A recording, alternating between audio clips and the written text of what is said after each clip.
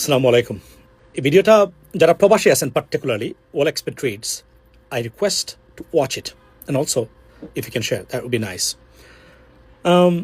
এই ভিডিওটা আপনাদেরকে নিয়েই, এবং ভিডিওটা সরাসরি আমি যাকে অ্যাড্রেস করতেছি তিনি হচ্ছেন বর্তমান গণপ্রজাতন্ত্রী বাংলাদেশ সরকারের মাননীয় প্রধানমন্ত্রী জনাব তারেক রহমান সাহেবকে উদ্দেশ্য করে বা ওনাকে আপনার ডেজিগনেট করে।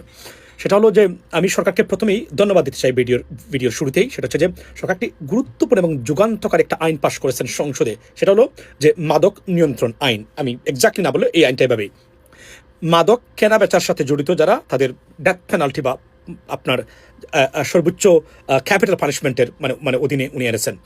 এই আইনটার জন্য বিশেষ করে ধন্যবাদ দিই প্রধানমন্ত্রী এবং এই বর্তমান সরকারকে, কেননা এটা well planted against Bangladesh by our neighbouring country, neighbour like India. Clearly বলে দিই, কেননা এটা একটা প্ল্যান তারা ইনহেরিটেট করেছেন বা এটাকে তারা ইম্পোর্ট করেছেন অন্য জায়গাতে। মানে মাদক দিয়ে শিক্ষাকে ধ্বংস করে, স্বাস্থ্যকে ধ্বংস করে, সংস্কৃতিকে ধ্বংস করে দিয়ে একটা দেশকে কবজা করার যে গভীর মানে পরিকল্পনা বা নীলনকশা বা ষড়যন্ত্র বা কনস্পিরেসি ছিল, তার কিন্তু part and parcel of the process, right, or project. মাদক দিয়ে নতুন প্রজন্মকে ধ্বংস করে দেশটাকে ফ্যাসিস্টের মাধ্যমে বা তার দাস বা দাসী দিয়ে পরিচালিত করে দেশটাকে কন্ট্রোল করা, এটা তাদের প্ল্যান ছিল। মানে যুগের পর যুগ চলছে এবং এটা এভাবেই চলেছিল। এবং এটা যে বুঝেছেন সরকার, আমরা এটা নিয়ে কথা বলেছি অনেকেই, বিএনপির অনেকেই কথা বলেছেন অনেক দিক থেকে, বাট সরকার যে তড়িৎ গতিতে কোনো কারো কথা না শুনেই এটা পাশ করেছেন, সরকারকে আন্তরিক ধন্যবাদ। এর সাথে সরকারকে আরও দুইটা আইন, গুরুত্বপূর্ণ আইন যেটা বাংলাদেশের অস্তিত্বের সাথে জড়িত, অর্থনৈতিক প্রবৃদ্ধির সাথে জড়িত, সেটা করা অনুরোধ জানাচ্ছি। Number one. সেকেন্ডটা হলো যে প্রবাসী সুরক্ষা আইন অথবা প্রবাসী হয়রানি বন্ধের আইন। এইটার একটা নাম দেওয়া যেতে পারে, আরো সুন্দর নাম আমাদের কাছে আছে, সরকার চাইলে এটা দিতে পারেন। সেটা কি?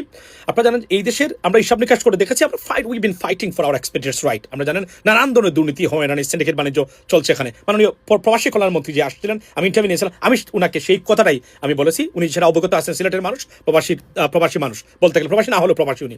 সো সেটা হচ্ছে যে এই যে আমাদের দেশের মানে সব হিসাব নিকাশ বাদ দিলে বাংলাদেশের অর্থনীতির টেকে আছে প্রবাসীদের পাঠানো টাকার জন্য, টাকা দিয়ে গার্মেন্টসের মালিকরা যখন সব ধরনের দুর্নীতি, লুটপাট, টাকা পাচার সব কাজে জড়িত। তারা জানে তার চেয়ে বেশি, প্রায় সমমান, কিছু বাদ দিলে তারা এগুলো খরচ করে। তারা যদি $42 বিলিয়ন আনে, তারা প্রায় $38 বিলিয়ন তারা খরচ করে। আর টাকা পাচার দুর্নীতি তো এখানে আছে। সবচেয়ে পিওর খাত, একটা পয়সা লাগে না আমাদের মানে এগুলো আনতে, সেটা হচ্ছে প্রবাসী খাত। এবং এই রেমিটেন্স টোটালি প্রবাসীদের পাঠানো। এখানে গার্মেন্টস বা সেক্টরের কোনো টাকা পয়সা এখানে নাই। এবং এরা অনেকে এটা ভুল করেন যে রেমিটেন্স মনে হয় গার্মেন্টসের টাকা এখানে যুক্ত করা হয় না। রেমিটেন্স পিওর প্রবাসীদের পাঠানো টাকা। এই প্রবাসীদের হয়রানি, এই যে তাদেরকে মানে পাঠানো দেশে একটা বলে আর একটা কাজের জন্য পাঠানো, আমরা এটা বন্ধের জন্য সরকারকে একটা কঠোর আইন আনার আহ্বান জানাচ্ছি এবং মাননীয় প্রধানমন্ত্রী অনতিবিলম্বে এটা আনার অনুরোধ জানাচ্ছি আপনাকে। সেটা হচ্ছে যে যেভাবে ঠিক ইন্ডিয়ানরা যেভাবে করে থাকে, অথবা ইভেন নেপালের মানুষও, আপনি যে কন্ডিশন দিয়ে বিদেশে যাবেন সেই কন্ডিশন আপনাকে তাকে রাখবে। যদি বলে আপনি বিষ খাওয়ার জন্য বিদেশে যাচ্ছেন, আমি একটা উদাহরণ দিচ্ছি, আপনাকে বিষ খাওয়ার জন্যই আপনাকে দেওয়া হবে। এইভাবে যেন যে ডিউটি সেই ডিউটি, যে জায়গাতে হবে সেই জায়গাতে হবে, বেতন যা আছে তাই হবে, ছুটি যা আসে তাই হবে, ইন্স্যুরেন্স যা পাবেন বলা সেগুলো যদি এটা নিশ্চিত করতে পারি। রেমিটেন্স আমাদের যা আছে $1.5 বিলিয়ন থেকে $2 বিলিয়ন পর্যন্ত এক্সট্রা।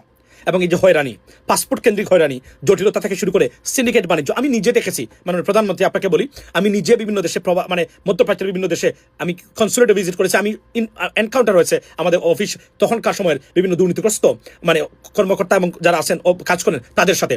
আমার রেকর্ড আছে আমার কাছে, এগুলা নিজের চোখে দেখা কি পরিমাণ হয়রানি শিকার হয়, বাজে ব্যবহার তারা করেন প্রবাসীদের সাথে।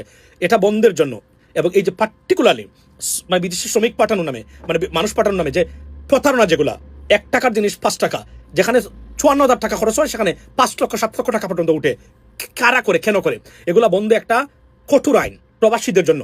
সারা বাংলাদেশের প্রবাসীরা আপনার নাম লিখে রাখবে তাদের মানে হৃদয়, এবং তার গড়ে গড়ে আপনার ছবি তারা টাঙ্গাইয়ে রাখবে। তারা কি পরিমাণ হয়রানির শিকার, সেটা দল মত নির্বিশেষে।